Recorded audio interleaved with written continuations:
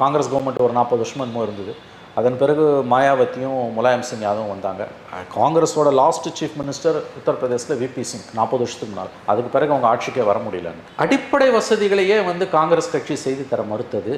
சமாஜ்வாதியும் மாயாவதியும் கூட அதில் தோற்று போனார்கள். அதெல்லாம் வந்து யோகி 2017 பண்ணிகிட்டு இருக்காரு. அதாவது சாலை வசதி, மின்சார வசதி, குடிநீர், இதெல்லாம் வந்து நீங்கள் ஒரு சாதனையானு கேட்கலாம். இதுவே அங்கே சாதனையாக இருக்குன்னா 70 ஆண்டுகளாக அந்த காங்கிரஸ் பண்ண அட்டூழியம், மாயாவதியும் முலாயமும் அடித்த கொள்ளை, இதெல்லாம் வச்சு பார்க்கும்போது மக்கள் வந்து இன்றைக்கி இந்த அடிப்படை விஷயங்களை, அதை சோறு கண்ட இடம் சொர்க்கம்னுவாங்கல்ல, அதாவது நம்ம ரெகுலராக யூஸ் பண்ணுற ஒரு விஷயத்தையே அவங்க வந்து ஒரு சாதனையாக நம்ம 40 வருஷத்துக்கு முன்னால் இல்லை 50 வருஷத்துக்கு மேலே தமிழ்நாட்டில் சாதிச்சதை 40 வருஷத்துக்கு மேலே சாதிச்சு தான் இப்போ சாதிச்சுட்ருக்கோம்.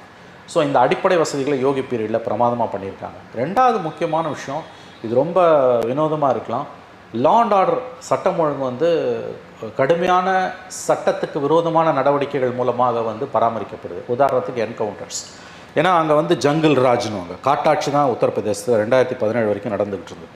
யார் ஆட்சியில் இருந்தாலும், காங்கிரஸ், முலாயம் சிங், மாயாவதி யார் இருந்தாலும், பிஜேபி கல்யாண் சிங் கவர்மெண்ட்லேயும் பாபர் மஸ்தி இடிக்கும்போது கல்யாண் சிங் தான் முதலமைச்சர். என்ன நடந்ததுன்னு கேட்டிங்கன்னா, என்கவுண்டர்ஸ் கடந்த 7 ஆண்டுகளில் மட்டும் சொல்கிறாங்க கிட்டத்தட்ட வந்து ஒரு நாளைக்கு 30 என்கவுண்டர் வரைக்கும் நடக்குதுன்றாங்க. 30 என்கவுண்டர், ஒரு நாளைக்கு 30 என்கவுண்டர் ஆவரேஜாக பார்த்தா கிட்டத்தட்ட வந்து இந்த 7 ஆண்டுகளில் வந்து சம் ஃபிகர்ஸே அதாவது வேரி ஆகுது. 10,000, 3000லேருந்து 10,000 வரைக்கும் வருது. நீங்கள் பேஸ் எஸ்டிமேட்டே வச்சுக்கோங்களேன், குறைந்தபட்ச மதிப்பீடின் அடிப்படையில் பார்த்தாலே 3000 என்கவுண்டர்ஸ் நடந்திருக்குன்றாங்க. அதில் எல்லா ஜாதியும் இருக்காங்க, இந்துஸு, முஸ்லீம்ஸு, கிறிஸ்டியன்ஸு, சீக்ஸு, பிராமின்ஸு, அதெல்லாம் வந்து 14% பாப்புலேஷன் பிராமின்ஸ். ஸோ இந்த என்கவுண்டர்ஸ் வந்து அங்கே மக்கள் மத்தியில் யோகிக்கு நல்ல பேரை கொடுத்துருக்கு. ரொம்ப ஆச்சரியமான விஷயம், ரொம்ப வினோதமான விஷயம், ரொம்ப அருவருப்பான விஷயம். ஆனால் மக்கள் அதை விரும்புகிறாங்க. ஏன்னா அங்கே சட்டம் ஒழுங்கு எந்த லட்சணத்தில் இருக்கும் யூபியில்னா, அப்டக்ஷன்ஸ், பெண்களை கடத்திட்டு போகிறதுன்றது ஒரு பெரிய சீனியர் ஐஏஎஸ் ஆஃபீஸரோட மகளை வந்து கடத்திட்டு போயிடுவாங்க. போலீஸ் வந்து இப்போ நம்ம ஊர் மாதிரிலாம் இருந்துன்னா அடுத்த சில மணி நேரங்கள் அதிரடி நடவடிக்கைகள் மூலமாக மீட்டெடுப்பாங்க. மீட்டெடுத்த பிறகு